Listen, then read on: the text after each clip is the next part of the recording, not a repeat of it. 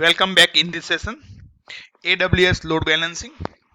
अभी ये सेशन के अंदर लोड बैलेंसिंग जो AWS का जो की फीचर्स है कि इलास्टिक लोड बैलेंसर वो समझेंगे। लोड बैलेंसिंग क्या है, कैसे काम करता है एंड AWS के कितने types of load balancer support करता है एंड ऑल जो different kind of load balancer उसमें क्या की फीचर्स है और उसका क्या एडवांटेज और डिसएडवांटेज है, वो सब हम इस सेशन के अंदर देखेंगे। तो स्टार्ट करते हैं।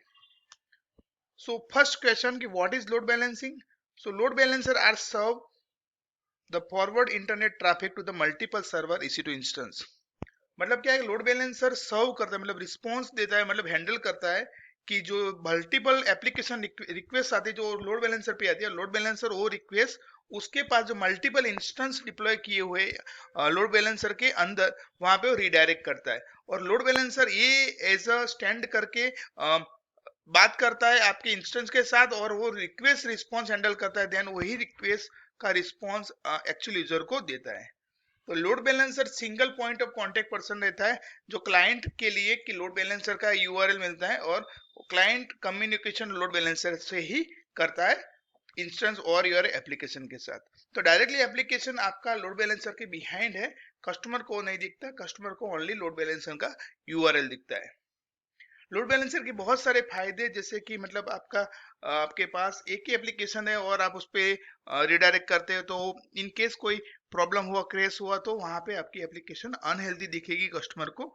जहां पे लोड बैलेंसर के अंदर क्या फायदा रहता है कि मल्टीपल एप्लीकेशन आप डिप्लॉय करते हो, वहां पे जो अनहेल्दी रहता है तो उसको लोड बैलेंसर उस पर रिक्वेस्ट नहीं करता, जो हेल्दी होता है उस पर रिक्वेस्ट करता है। जहां से मतलब आपका कस्टमर के लिए जो कॉन्फिडेंट है वो इंक्रीज रहता है कि उसके लिए ऑलवेज हाई अवेलेबिलिटी रहता है आपके इंस्टेंस और एप्लीकेशन का।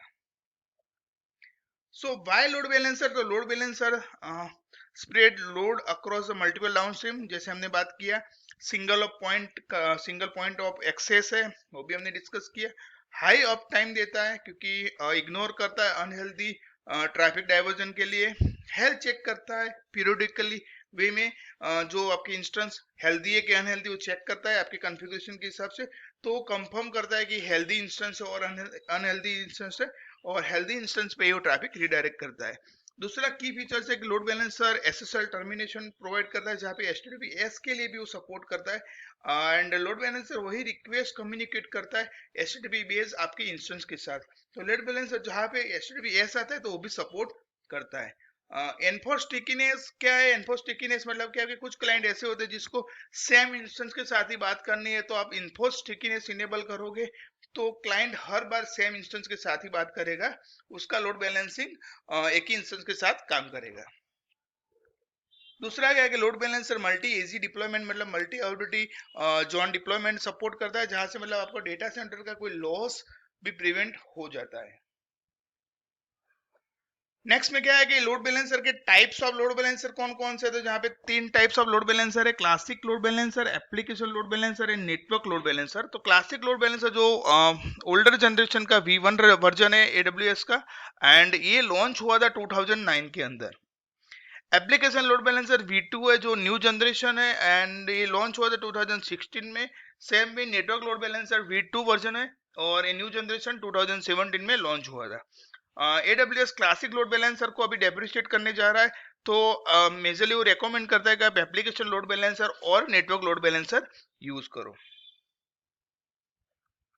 हेल्थ चेक ये की फीचर है लोड बैलेंसर का, जहाँ पे हेल्थ चेक कंफर्म करता है कि आपका इंस्टेंस हेल्दी है कि अनहेल्दी है, वो हेल्थ चेक की रिक्वेस्ट के हिसाब से कन्फ्यूज करता है।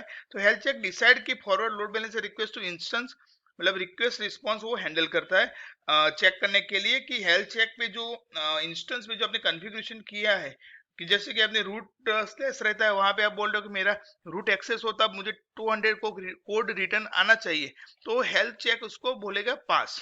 अगर कुछ और कोड आता है तो उसको बोलेगा फेल। तो हेल्थ चेक कॉन्फ़िगरेशन बहुत इजी है एंड आपका जो कोड है, मतलब जो रिस्पांस कोड, उसको भी आप कस्टमाइज कर सकते हो। मतलब आपके एप्लीकेशन कुछ और रिस्पांस कोड देता है तो वो भी आप यहाँ पे चेंज कर सकते हो। तो मतलब हेल्थ चेक बहुत ही इजी कॉन्फ़िगरेशन वे में काम करता है एंड रिस्पांस कोड के हिसाब से वो हेल्थ चेक पास फेल करता है। सो अपना फर्स्ट लोड बैलेंसर है एप्लीकेशन लोड बैलेंसर, उसको हम समझेंगे। Application load balancer basically layer 7 पे काम करता है, वो HTTP और HTTPS वेब बेस पे काम करता है। Application load balancer allow to handle multiple HTTP request across the already instance. So basically क्या करता है application load balancer, multiple HTTP request handle करता है और उसको अवेलेबल जितने भी इंस्टेंस है उस सबको फॉरवर्ड करता है। तो एप्लीकेशन लोड बैलेंसर बेसिकली वो रिक्वेस्ट फॉरवर्ड करता है तो उसके लिए वो राउटिंग रूल रहता है, वो टारगेट ग्रुप में रहता है। तो टारगेट ग्रुप आप जब कॉन्फ़िगर करते हैं तो उसमें आप देना चाहिए कि कहाँ पे वो एप्लीकेशन लोड बैलेंसर की रिक्वेस्ट आ रही है, उसको कहाँ पे फॉरवर्ड करनी है, मतलब वो राउटिंग का काम करता है।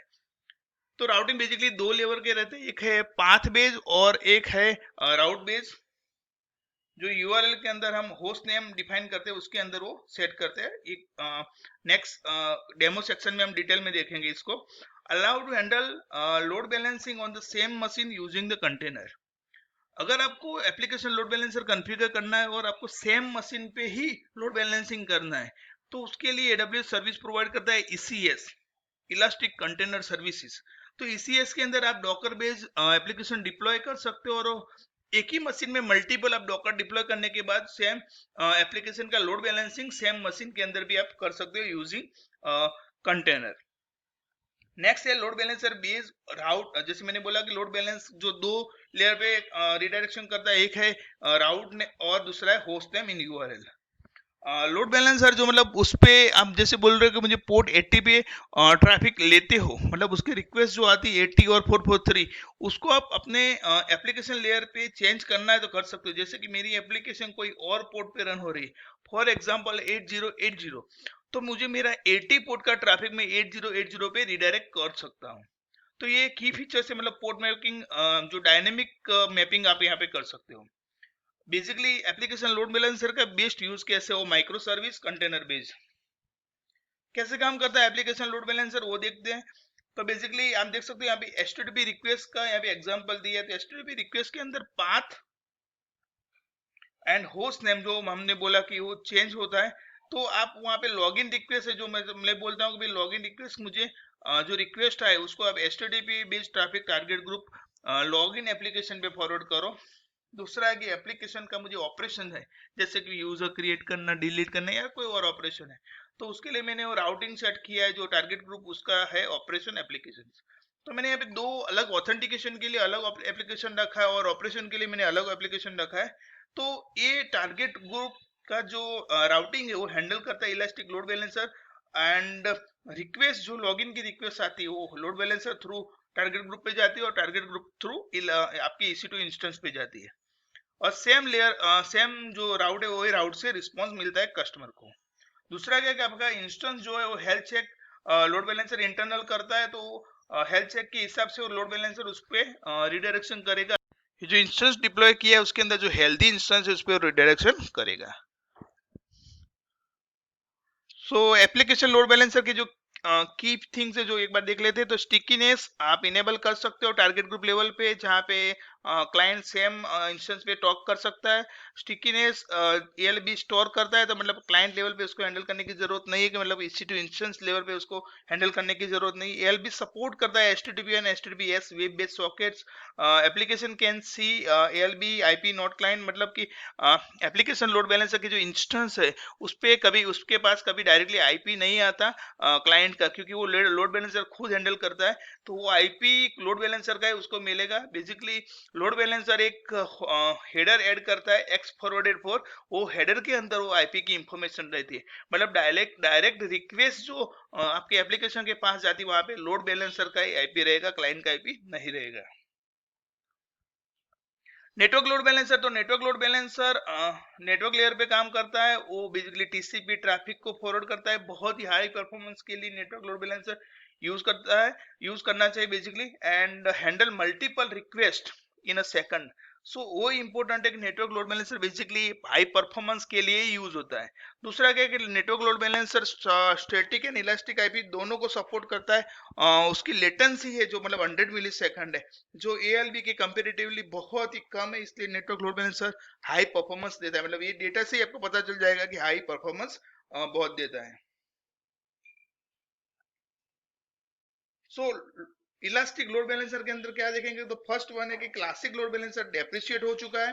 AWS रेकमेंड कर रहा है कि ALB और एन एप्लीकेशन लोड बैलेंसर और नेटवर्क लोड बैलेंसर यूज करो। दूसरा है कि classic load balancer and application load balancer SSL termination support करता है। ऑल लोड बैलेंसर के पास हेल्थ चेक का की फीचर्स है।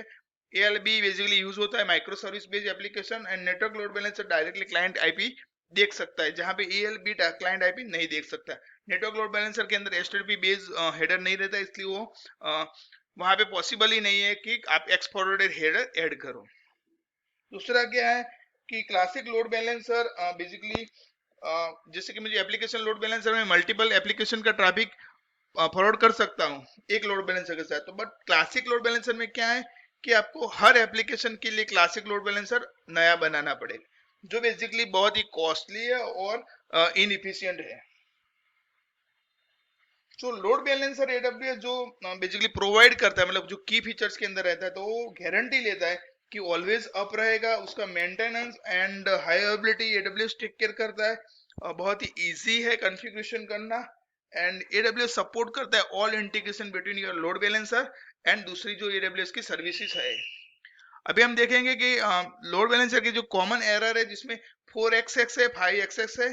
तो 4xx बेसिकली क्लाइंट की जो एरर से ऐसा समझ सकते हो बाइफर्केशन है। 5xx जो एरर है एप्लीकेशन के एरर से, जहाँ पे 503 है जिसमें आपने टारगेट ग्रुप प्रॉपर्ली कॉन्फ़िगर ना किया, वो भी हो सकता है। उसके अलावा अगर आपको कोई लोड बैलेंसिंग का एक्सेस में कोई इश्यू आता है तो सिक्योरिटी ग्रुप रिलेटेड इश्यू हो सकता है। तो बेसिकली आपको सिक्योरिटी ग्रुप फर्स्ट देखना चाहिए जब आपको बेसिकली एक्सेस रिलेटेड इश्यू रहता है। तो ये था लोड बैलेंसर का detail types of load balancing and key features health check. Next session के अंदर हम देखेंगे कि लोड बैलेंसर कैसे काम करता है।